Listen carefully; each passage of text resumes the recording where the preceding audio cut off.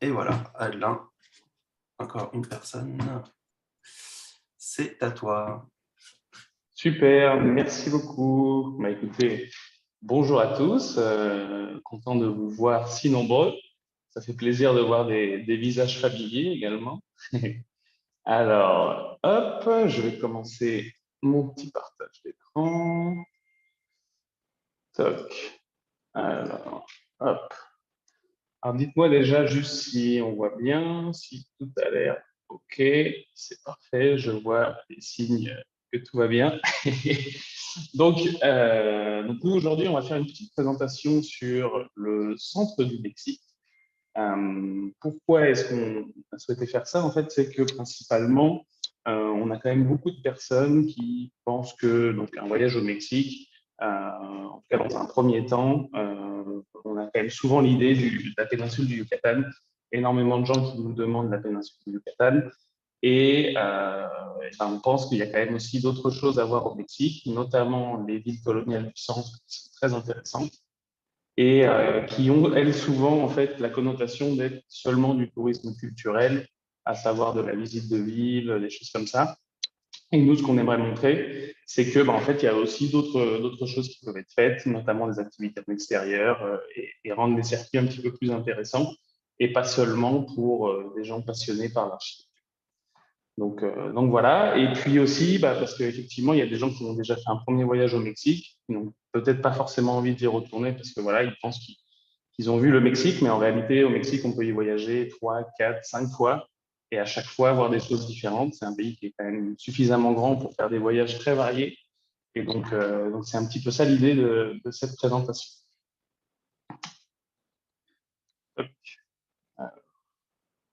Alors déjà, tout d'abord, un petit retour sur Terra Group, pour ceux qui nous connaissent un petit peu moins.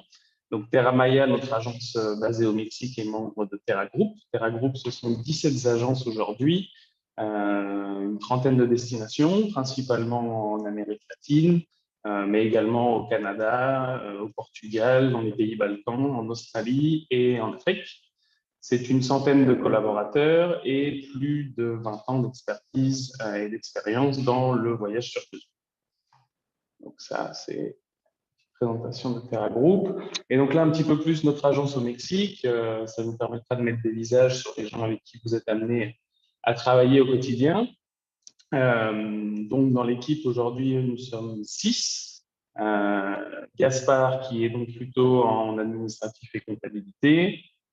3 concepteurs voyage, donc à savoir Adrien, Charlotte et Corentin. Adrien nous a rejoint il y a un peu plus d'1 an, Charlotte il y a 6 mois et Corentin, ça fait déjà 6 ans, il me semble, qui fait partie de l'équipe. Donc dans tous les cas, les 3 concepteurs en fait vivent au Mexique depuis déjà 4-5 ans minimum. Donc ils ont quand même une très bonne connaissance du territoire. Et puis donc on a également Mario qui s'occupe plus de la logistique. Donc Mario, il va s'occuper de tout ce qui est les carnets de voyage, les relations avec les prestataires hôteliers, les guides, etc. Donc lui, il est un petit peu plus dans l'opérationnel, mais comme il envoie les carnets, vous pouvez aussi être amené à discuter un peu avec lui. Et donc moi également, qui suis à Terra Maya depuis 4 ans, 3 ans en tant que commercial, et là depuis 1 an et demi à peu près, j'ai repris la gérance. Donc ça, c'est une petite présentation de l'équipe. Donc notre expertise, donc Terra Maya et Terra Group dans l'ensemble, ce sont des experts locaux avec un savoir-faire méticuleux. Donc on a une sélection très exigeante des prestataires qui passe par énormément de reconnaissance terrain. On essaye vraiment d'en faire un maximum. Donc là, pour vous donner une petite idée, typiquement là, le webinaire que je présente aujourd'hui, c'est principalement dû à une reco que j'ai fait il y a quelques semaines dans les villes coloniales du centre. Charlotte, elle est actuellement sur le terrain sur la rivière Amaya pour voir nos prestataires hôteliers qui sont plus sur la côte Caraïbe. Corentin, il part la semaine prochaine sur la côte Pacifique et Adrien, il part en juin en Basse-Californie. Donc là, on profite un petit peu de la saison creuse opérationnelle pour nous actualiser et être le maximum sur le terrain pour justement avoir systématiquement des nouvelles choses à vous proposer. Donc, Terra Maya, c'est également être ambassadeur de votre marque, c'est-à-dire que nous nous engageons à être un partenaire fiable et fidèle et à respecter vos valeurs dans les services et prestations proposés aux voyageurs. Et donc également, ça c'est plus pour tout Terra Group également, c'est que la force de Terra, c'est aussi les voyages combinés, c'est ce qu'on essaie de proposer beaucoup. Et ben, voyager avec Terra, c'est la certitude d'avoir un interlocuteur unique, mais une même expertise pour les combiner. Donc je pense notamment, nous, au Mexique, on combine énormément de voyages avec le Guatemala, parce que c'est juste à côté, et ça se complète très bien. Donc c'est sûr que c'est quand même agréable d'avoir une seule fiche de vie, d'avoir une seule facture, d'avoir un seul paiement à réaliser, et surtout la certitude que les connexions entre les deux pays vont se faire dans les meilleures conditions, étant donné qu'en réalité, on fait partie du même groupe. Et donc, nous, on combine énormément avec le Guatemala et le Belize aussi, pour ce qui est du Mexique. Toc.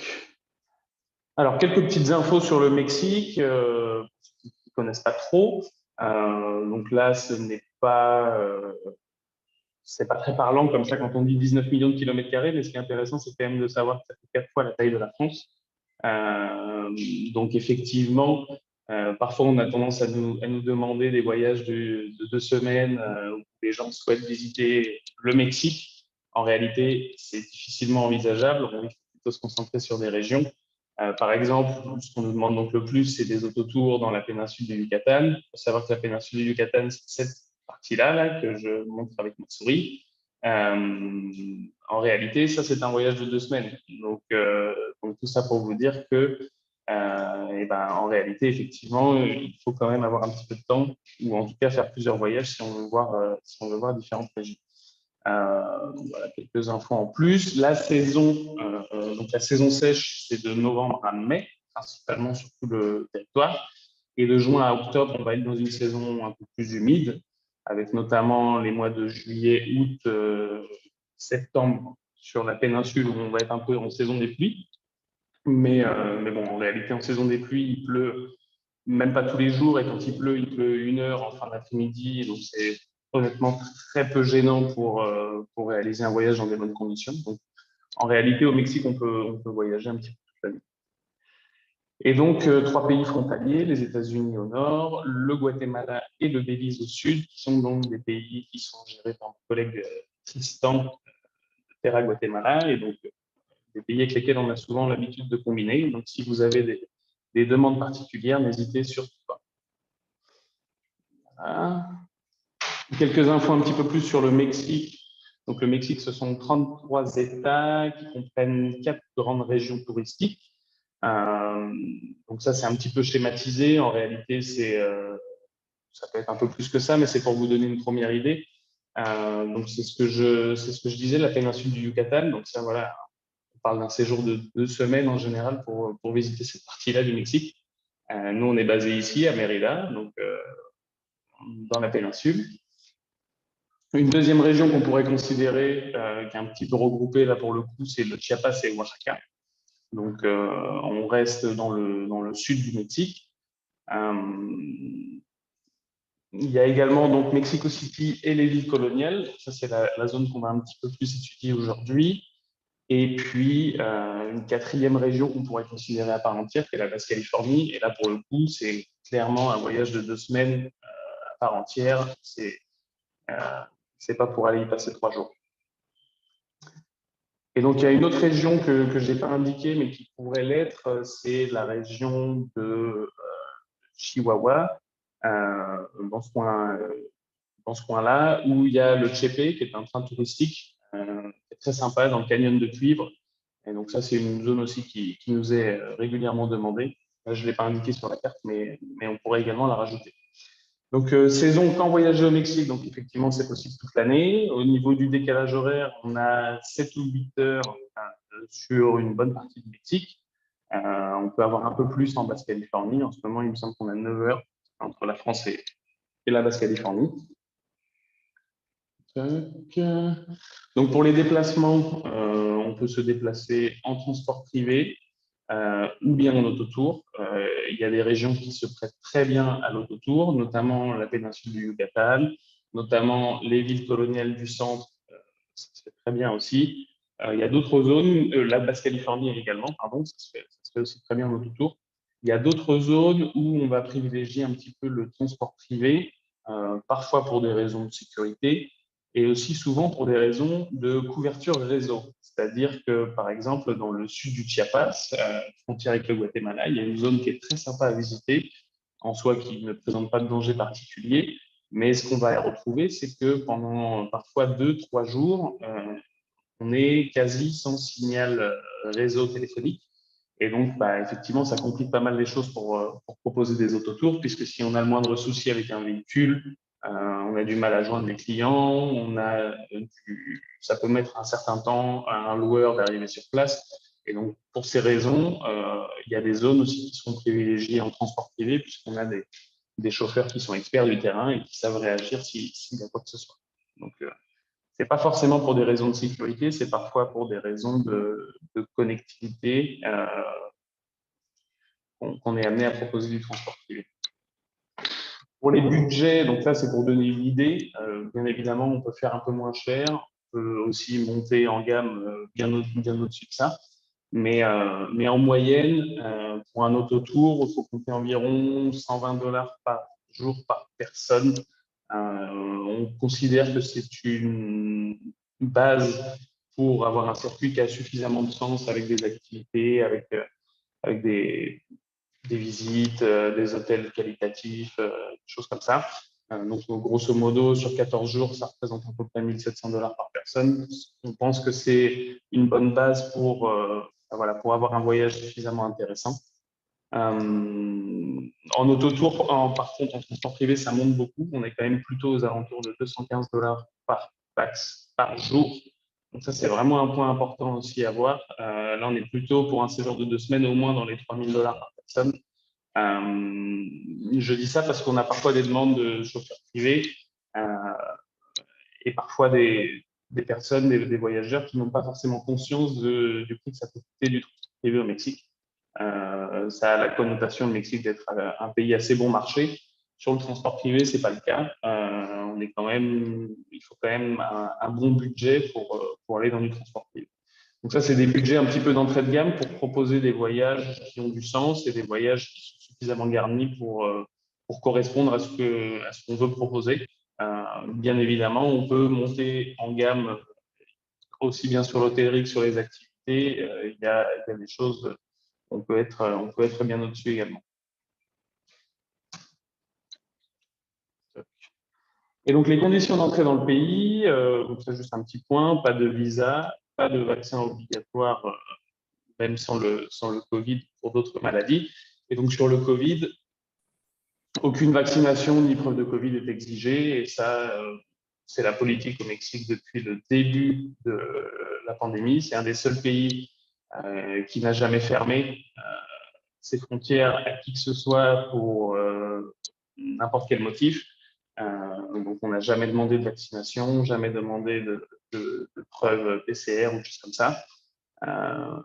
Nous, ça nous a permis d'avoir une reprise un petit peu plus rapide que d'autres pays, donc on va pas cracher dessus.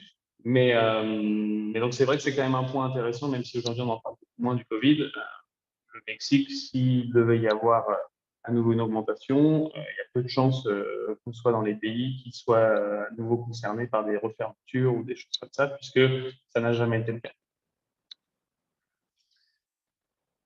Alors, attaquons-nous un petit peu plus au vif du sujet. Donc, les bonnes raisons de découvrir le centre du Mexique. Donc, déjà, pour ces villes coloniales chargées de culture et d'histoire, je pense notamment à Querétaro, Guanajuato, San Miguel. On pourrait rajouter aussi les villes de Puebla, on pourrait rajouter Morelia, il y en a un certain nombre. Mais donc, c'est vraiment ce qui fait le charme du centre, c'est certain. Ce sont les villes très colorées. On en a un petit peu aussi dans la péninsule, entre Valladolid et Mérida. Là, on est quand même sur un autre niveau. Ce sont des villes vraiment grandioses avec des architectures magnifiques. Ça, c'est sûr que c'est un point important du voyage. Il y a vraiment beaucoup de choses à voir sur le plan architectural. Également pour sa gastronomie, donc ça c'est quelque chose qui est très important dans le centre du Mexique, encore plus que dans la péninsule. Il y a une grosse diversité gastronomique dans le centre, il y a énormément de variétés d'une ville à l'autre, des recettes qui changent. Et donc, en réalité, un voyage dans le centre du Mexique, c'est aussi en grosse partie un voyage culinaire. C'est pour ça d'ailleurs qu'on a quelques expériences autour de ça, je vous en parlerai un peu plus tard. Et c'est vraiment un gros point dans les voyages dans le centre du Mexique. Là, la photo que vous voyez, pour ceux qui ne connaissent pas, c'est du mole. Donc, c'est un plat à base de chocolat et de poulet. Ça peut faire un petit peu peur comme ça, mais en réalité, je vous assure que c'est extrêmement bon. Donc, c'est une sauce en fait à base de cacao avec du poulet et je vous assure que ça vaut vraiment le détour. Donc, il y a vraiment des bonnes expériences culinaires et également pour ces activités en extérieur. Donc, ça, c'est justement le point qu'on va essayer d'aborder aujourd'hui, puisqu'on a souvent tendance, comme je le disais, à penser que le Mexique, en fait, c'est seulement le centre, c'est seulement du culturel. En fait, non, il y a énormément d'activités en extérieur. Et donc, pour son ambiance authentique. Ça, c'est quelque chose, effectivement, qu'on peut parfois reprocher un petit peu au Yucatan, puisque forcément, de par son succès, il y a quand même pas mal de tourisme. Pour le coup, dans le centre, on sent quand même une ambiance plus authentique. S'il y a du tourisme, c'est principalement du tourisme national. Il y a aussi du nord-américain, mais honnêtement, les villes ont une âme très authentique et chacune a sa propre ambiance. Et donc, c'est vraiment très agréable de les visiter. Et donc également pour ces paysages à couper le souffle, ça c'est un petit peu la même chose. Dans le Yucatan, on est quand même dans une plaine, c'est-à-dire qu'il y a très peu de relief. On a des plages magnifiques et parfois il manque un petit peu de hauteur. Et donc là, pour le coup, dans le centre, on est servi puisque c'est entouré de montagnes. Et donc on a partout des points de vue à couper le souffle. Donc ça, c'est vraiment aussi un point important. Donc, si on commence un petit peu sur les différentes régions, donc Mexico City, qui est la capitale, c'est une très grande ville, mais donc malgré ses allures de mégalopole, Mexico City, c'est aussi une ville très agréable à découvrir en quelques jours. Je pense notamment à quelques activités, donc comme bien évidemment visiter le centre historique. Également, pourquoi pas faire une balade à vélo dans les quartiers de Condesa y Roma, qui sont les quartiers un peu plus arrêt déco et un peu plus chic, qui sont très sympas aussi. Mais également des activités en extérieur, comme par exemple faire un trek au Nevado de Toluca, comme vous pouvez voir là sur la petite vignette en haut. Ça, en réalité, c'est à 1 heure de Mexico City, un tout petit peu plus. Et donc, ça se fait très bien à la journée. Et pour le coup, on sort de la ville et on fait une activité un petit peu plus outdoor. Et pour les matinaux, également, une activité qui est très recommandée, c'est le vol en montgolfière à Teotihuacan au lever du soleil. Ça, c'est vraiment un moment grandiose de s'élever dans le ciel avec les autres montgolfières. C'est vraiment une expérience sympa. Il y a d'autres choses que je n'ai pas indiquées. À Mexico City, on a aussi, par exemple, un tour de street food. On va aller voir les petites taquerias pour goûter un petit peu vraiment les saveurs locales. On a des tours un petit peu plus gastronomiques dans des restos un peu plus fins, mais ça dépend de chacun. Il y a une autre activité qui est très intéressante, c'est de visiter le musée d'anthropologie.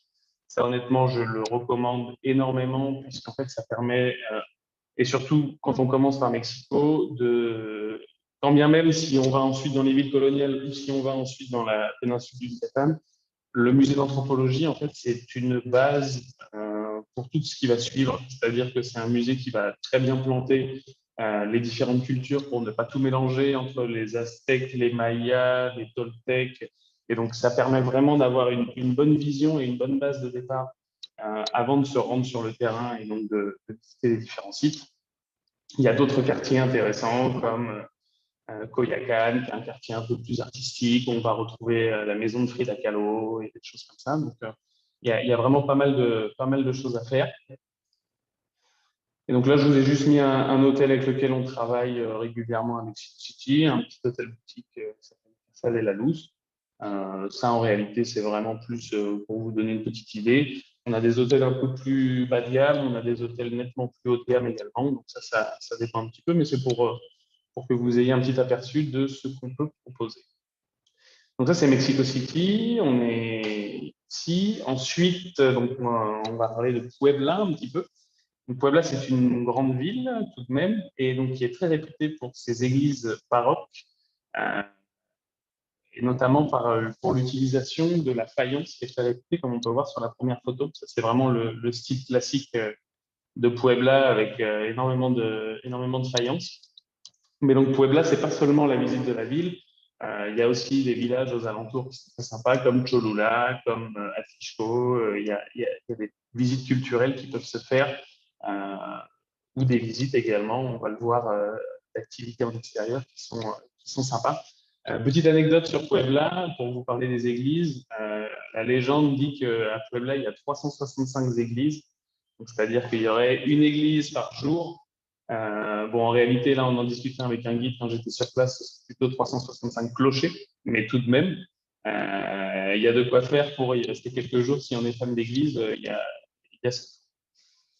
Euh, et donc, au niveau des activités, donc à Puebla, c'est très, très réputé pour sa gastronomie. Et donc là, pour le coup, on a un nouveau prestataire qui est en fait un chef francophone qui peut donner un cours de cuisine. Donc ça, on pense que c'est vraiment une activité sympa. On va au marché le matin, on va chercher ses ingrédients et on va faire de la gastronomie soit mexicaine, soit spécialisée sur la gastronomie typique de Puebla. Donc avec un chef mexicain, mais qui parle très bien français. Et donc ça, c'est vrai que ça rajoute quelque chose pour l'échange avec les voyageurs. C'est quelque chose de sympa. Donc, on peut également visiter Cholula, comme on voit sur la première photo. C'est très sympa. Il y a d'autres activités, comme voilà, visiter le village d'Atixco. Et des activités en extérieur, il y en a d'autres, comme la Malinche, qui est un volcan qui est juste à côté de Puebla aussi, où on peut faire une petite ascension. Il y a une photo de moi aussi à cheval dans les environs de Puebla. Là, c'est une balade que j'ai faite lors de mon séjour où là, pour le coup, c'est vraiment sympa. On sort de Puebla en 30 minutes. On est en pleine campagne dans un petit village. On est au pied du volcan Popocatépetl, à cheval, au coucher du soleil. C'est vraiment quelque chose de très sympa et pour le coup d'extrêmement dépaysant. Donc ça, c'est typiquement le genre d'activité qu'on peut proposer pour ce qui est de Puebla. Donc Puebla, on est un petit peu au sud de Mexico. On est à un peu plus d'une heure en réalité. Et donc ça, voilà, un hôtel avec lequel on travaille régulièrement à Puebla aussi. Donc ensuite, Querétaro. Donc là, Querétaro, pour le coup, on remonte un petit peu de l'autre côté. Donc en fonction des circuits, on peut faire Puebla au début ou on peut ne pas faire Puebla et aller direct à Querétaro. Ça dépend un petit peu du temps qu'on a. Mais entre Puebla et Querétaro, il y a quand même 4 heures de route. Il y a des choses à visiter sur la route, mais il y a quand même un petit peu de distance, donc il faut quand même le savoir. Et donc, Querétaro, c'est une charmante ville coloniale qui est classée UNESCO aussi en 96. Et elle est notamment réputée pour son aqueduc qu'on voit sur photo en bas. C'est un aqueduc d'ailleurs qui servait encore jusque dans les années 70. Donc, c'est assez récent. Mais en dehors de la ville, il y a des belles escapades à faire, notamment dans la Sierra Gorda, qui sont le côté un peu montagneux, proche de Puebla, proche de Querétaro, pardon. Également Bernal ou Tequisquiapan. Ça, je vais vous en parler un petit peu. Donc, la Peña de Bernal, par exemple. Donc, la Peña de Bernal, c'est le monolithe que vous voyez là derrière. C'est l'un des plus grands monolithes au monde. Il y a des gens qui viennent à Bernal seulement pour voir ce monolithe. Et donc, celui-ci, on peut le monter pour des gens en forme physique classique. Il y a des escaliers, on peut le monter. Pour les plus téméraires, il y a aussi la possibilité de faire une réelle escalade et de le redescendre en rappel. Donc, ça, pour le coup, c'est une activité sympa aussi quand on est en forme physique. Il y a des choses à faire. En dessous, il y a une escapade dans la Sierra Gorda. Donc là, pour le coup, en général, il faut plutôt 2 ou 3 jours à la journée. C'est un petit peu compliqué, mais pour les gens qui veulent faire de la randonnée, qui veulent dormir dans des cabanes, en forêt, se balader vraiment en nature. La Sierra Gorda, c'est vraiment top. Il y a aussi Tequisquiapan, donc un petit village, lui pour le coup, qui est plutôt réputé puisqu'il est un peu l'épicentre de la région viticole qu'on va avoir dans le centre du Mexique. Au Mexique, il y a deux grandes régions viticoles. Donc, il y a Querétaro et il y a le Valle de Guadalupe en Basse-Californie. Et donc, bon, ça, c'est quelque chose qui peut être sympa tout de même pour des Français d'aller dans ce village, puisqu'il y a énormément de caves à vin, il y a des producteurs, et donc on peut goûter un petit peu de vin local, pourquoi pas. Et à Querétaro, on propose aussi un cours de salsa pour vraiment essayer de rentrer au maximum dans la culture locale, un petit cours de salsa le soir, euh, dans une ambiance classique mexicaine. Donc ça, c'est un petit peu les activités principales qu'on peut proposer. Il y a d'autres choses, hein, mais c'est vraiment un petit peu nos activités phares qu'il faut retenir. Donc là, pareil, un hôtel boutique avec lequel on travaille à Querétaro. Honnêtement, principalement, on travaille vraiment avec des structures. On essaye au maximum des hôtels de 10, 15, 20 chambres, autant que possible. On évite vraiment tout ce qui est chaîne de standing international. C'est pas notre âme de voyage. On est vraiment plutôt sur des petites structures, sur du bed and breakfast, des choses un peu plus personnalisées. Et donc là, maintenant, on passe sur San Miguel de Allende et Guanajuato. Donc là, pour le coup, j'ai fait une diapo pour les deux villes, mais parce qu'elles sont assez proches l'une de l'autre, il y a 1 heure entre chacune. San Miguel d'Allende, donc ville magnifique, également très connue pour ses édifices baroques. On voit sur la première photo, là, ça c'est la cathédrale de San Miguel d'Allende, c'est absolument somptueux. Et San Miguel d'Allende, c'est aussi très connu pour ses hôtels boutiques. Là, pour le coup, il y a énormément d'hôtels de 3, 4, 5 chambres, vraiment des choses très personnalisées, très petites et très cosy. C'est assez cher, puisque c'est quand même assez américanisé, c'est-à-dire qu'il y a quand même pas mal d'Américains qui viennent passer l'hiver à San Miguel d'Allende. Et donc, c'est une ville qui est chic, qui est très jolie, mais donc pour le coup, qui est quand même un petit peu élevée en termes de prix. Et donc, Guanajuato, qui est une ville aussi très intéressante, puisque c'est le berceau de l'indépendance mexicaine. C'est une ville très colorée, tout en relief. On y trouve des panoramas exceptionnels et effectivement de nombreux musées qui retracent l'histoire du Mexique, notamment de l'indépendance. Là, sur la deuxième photo, on voit le Callejón del Beso. Ça, c'est très connu pour les amoureux, pour aller prendre une photo le soir. Donc, c'est vraiment des villes où c'est très sympa de se balader à pied. Pour le coup, elles sont nettement plus petites que les deux précédentes. Les deux précédentes ont un centre historique, mais sont aussi quand même des grandes villes, avec tout ce qui va dans une grande ville, une zone plus industrielle, etc. Là, pour le coup, ce sont vraiment deux petits villages de charme, on pourrait dire. San Miguel encore plus petit que Guanajuato, mais pour le coup, ce sont deux villes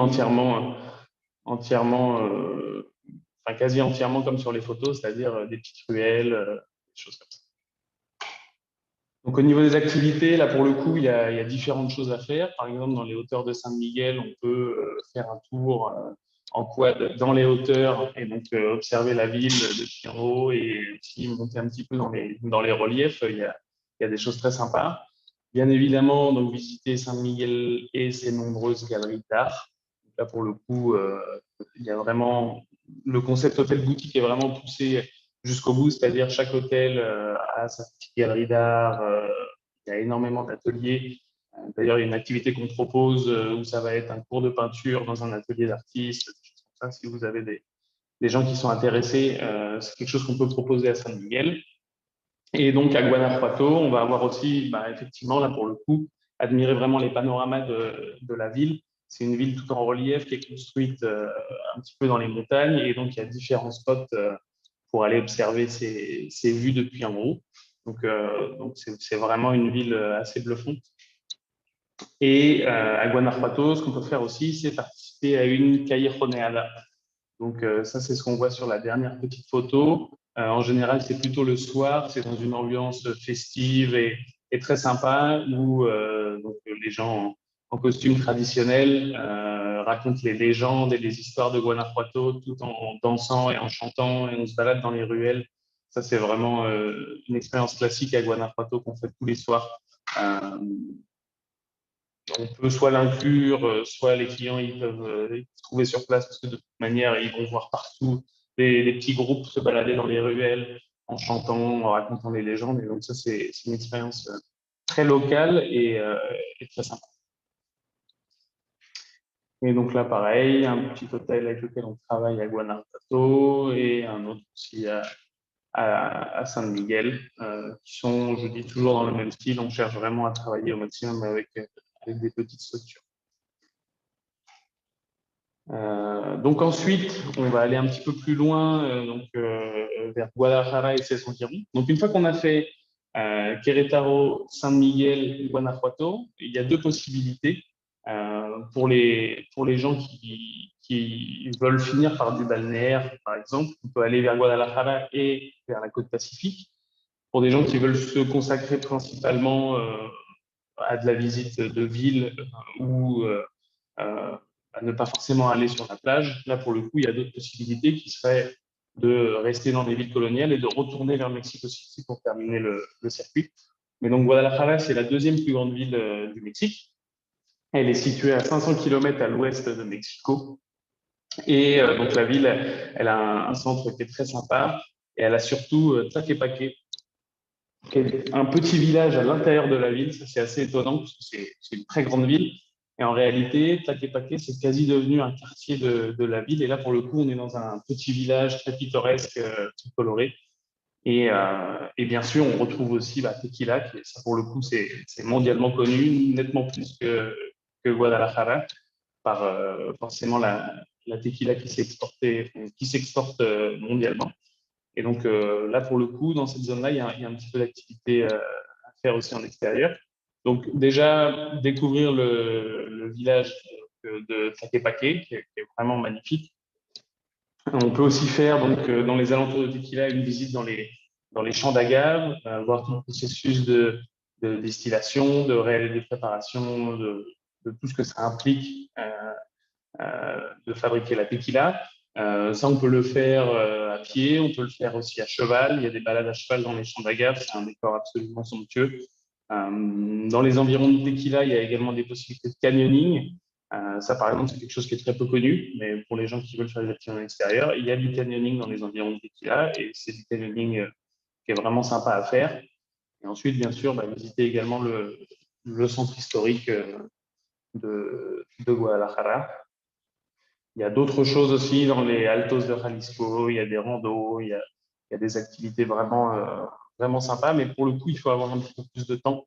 Et donc, parfois, on est quand même un petit peu pressé par le temps. Et donc, ça, c'est des activités phares qui peuvent se faire sur la route. Si on a des gens qui veulent vraiment un peu plus d'activités en extérieur, on peut les proposer, mais il faut être conscient que ça va prendre un peu plus de temps.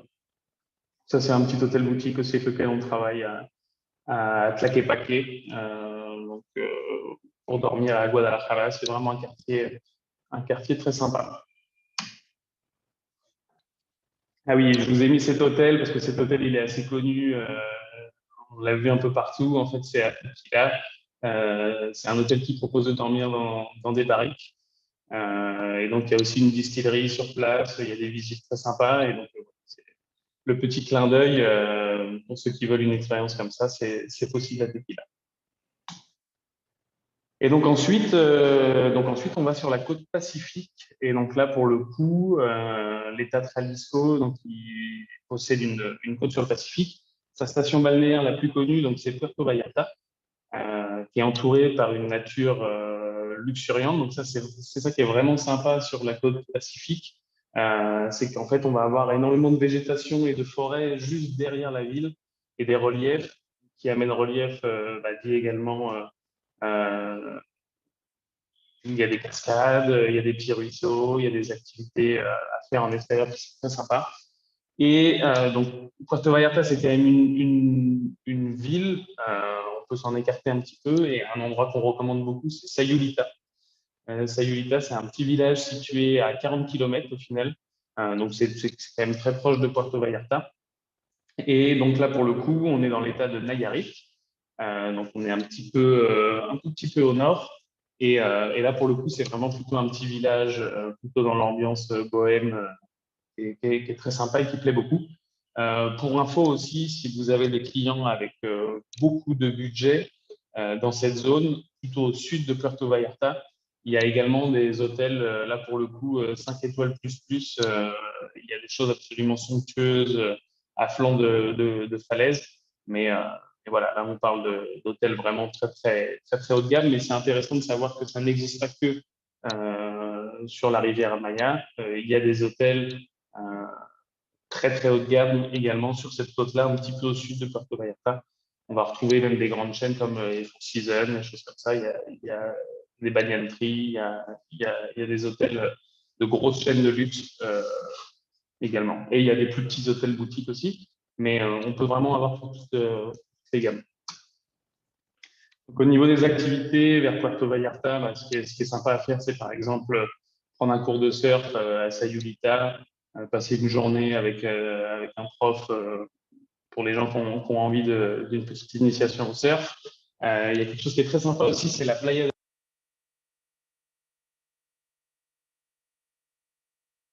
Alors, Adeline, on t'a Ah, perdu. je suis pas toute seule à l'avoir perdu, tu vois. Il Ah, sait que tu pars. on n'a plus le son. Peut-être que ton casque n'a plus de batterie ou. À demain.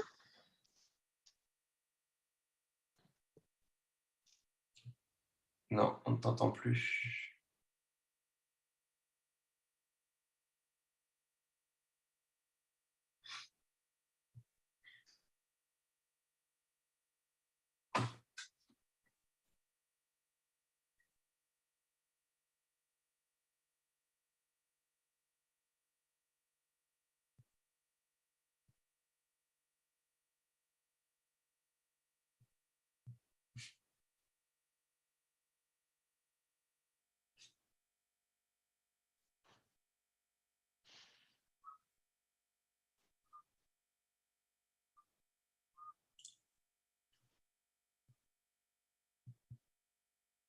Tu me disais tout à l'heure que tu avais un autre micro peut-être à connecter.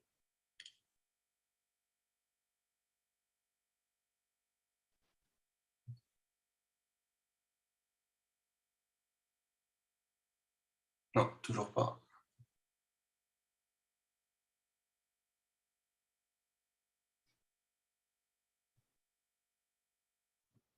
Est-ce que là, vous m'entendez? Oui, Vous super. m'entendez bien ou pas? Oui, c'est revenu. Ok. Bon, là, j'ai changé de micro. J'ai pris le micro de l'ordi.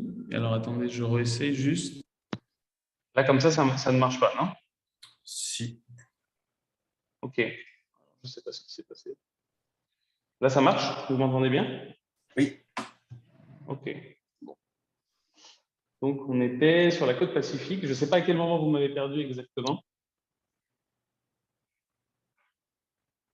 Oui, quand tu étais sur cette slide. Ok. Donc, je disais juste, effectivement, donc, la côte Pacifique de donc,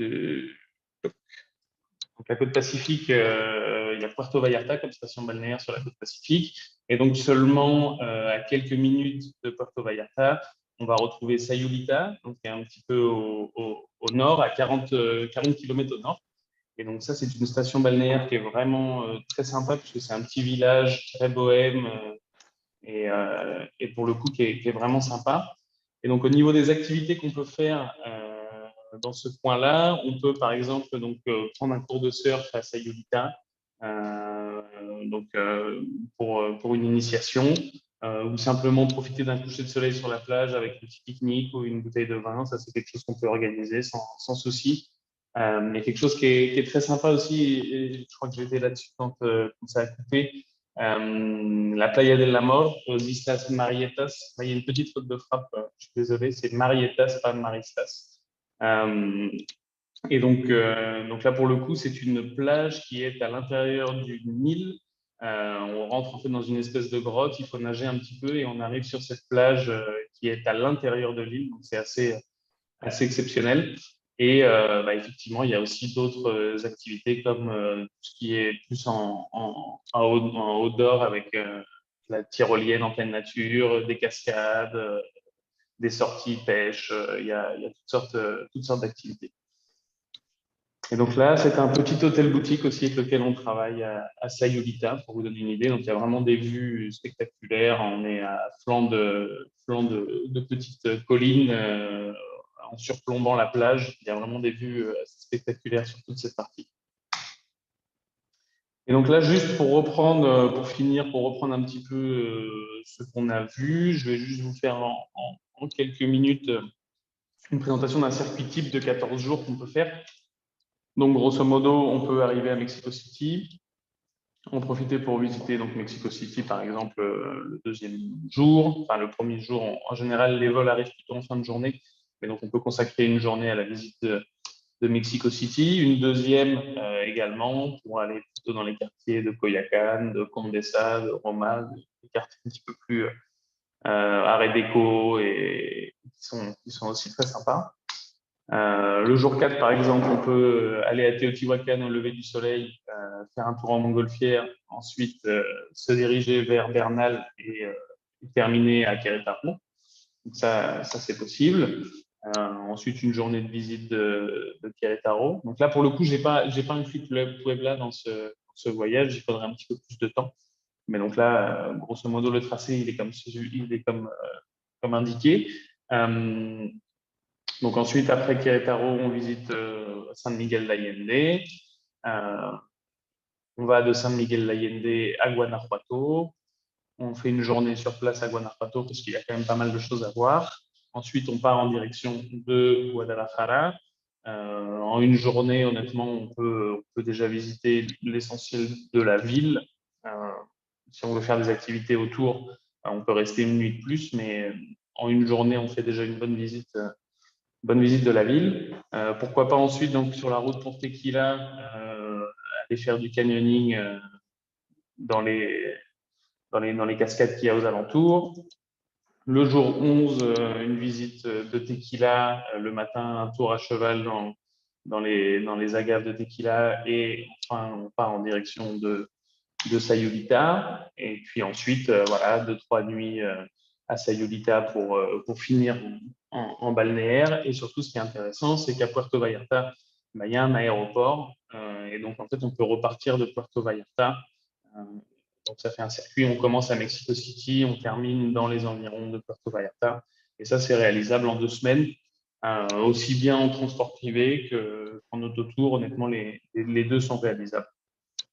Pour l'autotour, il faut peut-être un petit peu d'expérience quand même de voyage à l'étranger. Je ne ferai pas ça pour quelqu'un qui a jamais conduit à l'étranger, mais quelqu'un qui a déjà fait par exemple un autotour dans la péninsule du Yucatan. Ça, c'est un circuit qui est clairement faisable aussi en voiture de location. Et puis sinon, en transport privé, c'est faisable aussi. Donc voilà, écoutez, c'était principalement tout. C'était juste pour vous donner une petite idée de ce qui était faisable. Bien évidemment, il y a plein d'autres choses encore, mais le but, c'était pas non plus de faire une présentation de 2 heures. Moi, il n'y a aucun souci aussi pour en rediscuter avec vous plus personnellement si vous avez des besoins particuliers ou des idées particulières ou des questionnements particuliers. Ça, on pourra le faire dans un second temps.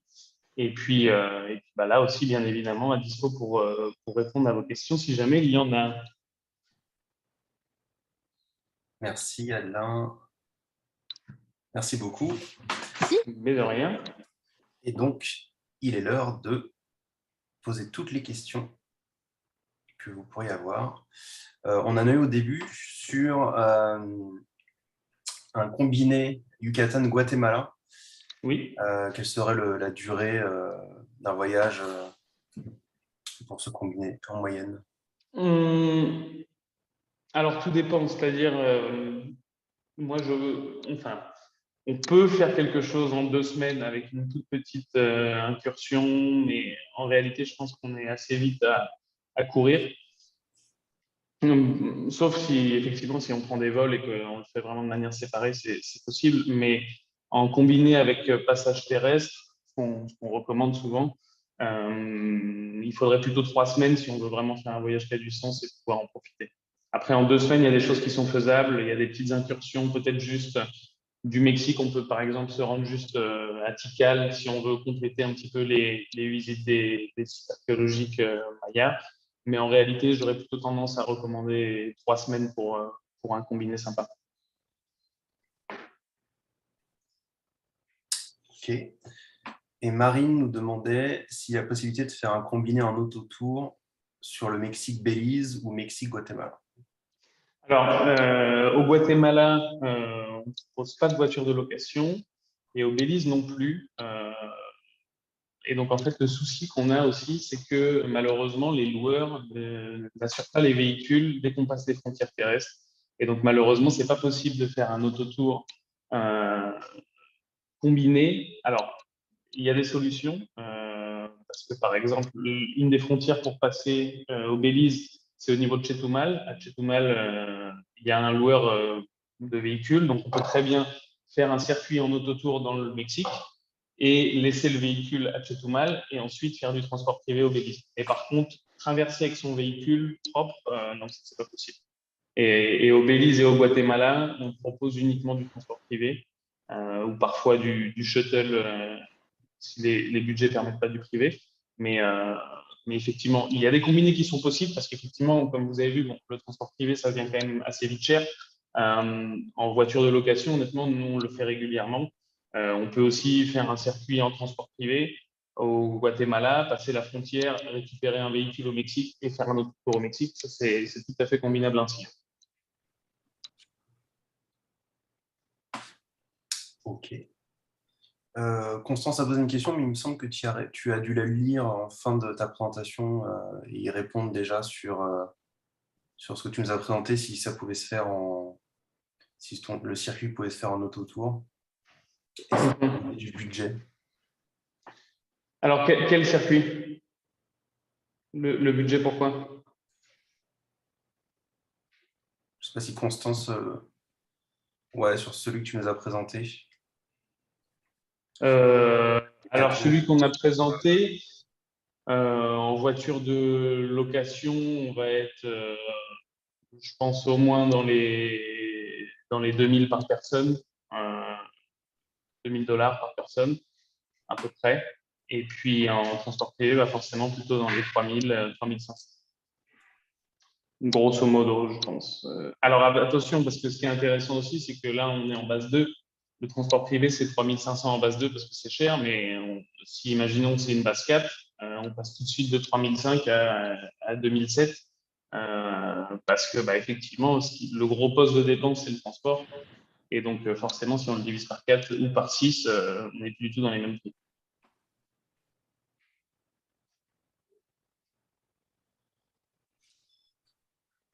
Mais de rien. Est-ce que vous avez d'autres questions pour Adelin? N'hésitez pas, hein, c'est le moment. Après, je vous dis, il n'y a pas de souci s'il y a des questions qui viennent après coup. Moi, il n'y a aucun souci pour, pour faire des points individuels dans un second temps. Il n'y a aucun souci. Moi, j'ai pas de questions, mais juste félicitations. Je trouve que la présentation était super bien et c'est une belle prod que tu as développée sur le Mexique, donc c'est cool, ça fait envie. Et comme je te disais, j'y serai du 20 au 27 juin, donc on en reparle en privé. Super, très bien. Tester 2-3 trucs dont tu as parlé. Ah bah écoute, avec grand plaisir. Et merci pour le retour. Et n'hésitez pas à poser des questions aussi directement de vive voix, si vous en avez.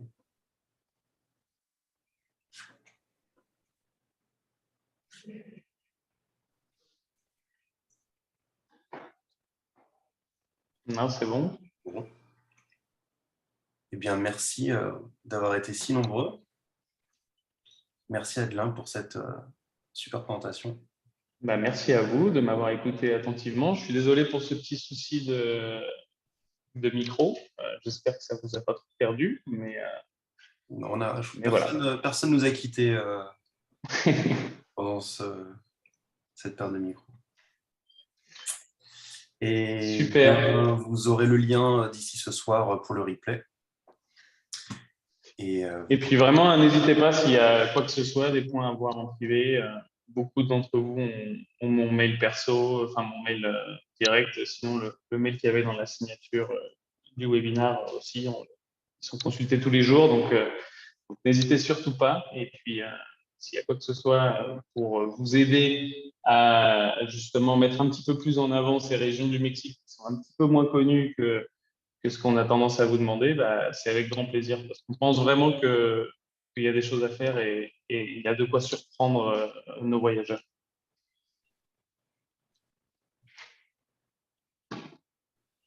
Ok. Voilà. Un grand merci à tous. Bonne fin de journée. Bonne fin de journée, bonne soirée pour ceux qui sont en Europe.